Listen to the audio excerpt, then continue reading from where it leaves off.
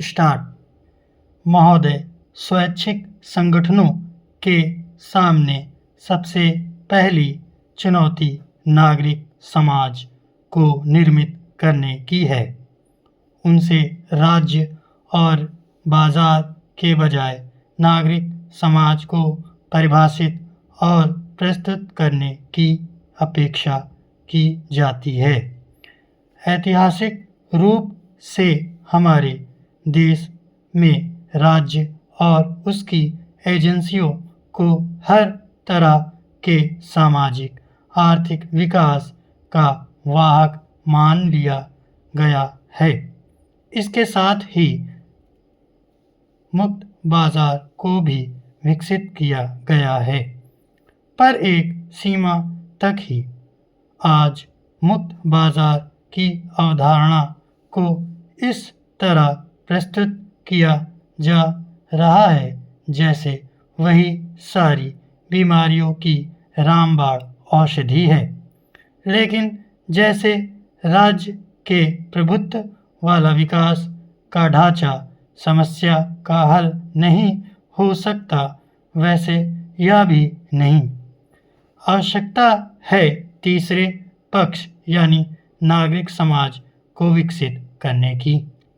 नागरिक समाज से यहाँ मेरा आशय लोगों, परिवारों और समुदायों के उस संगठन से है जो एक और सरकार से और दूसरी ओर आर्थिक उद्यमों से स्वायत्त है।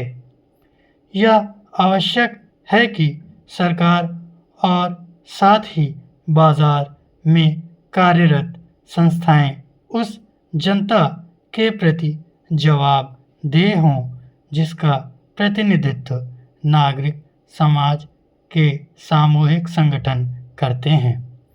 उपभोक्ता संघ, जन संघ, सामाजिक आंदोलन, ग्रामीण संगठन, युवाओं व महिलाओं के संगठन, पर्यावरण व मानव अधिकारों पर काम करने वाले संगठन सभी स्वैच्छिक विकास संगठनों के साथ एक ही ताने बाने के अंग हैं। आवश्यकता इस ताने बाने को सुदृढ़ करने की है। टिके रहने की चुनौती से आशय केवल भौतिक रूप से टिकाऊ होने मात्र से ही नहीं है, बल्कि इसका आशय इस बात से भी है कि आने वाले समय में स्वैच्छिक संगठन अपने स्वयं के संसाधन किस प्रकार निर्मित करेंगे।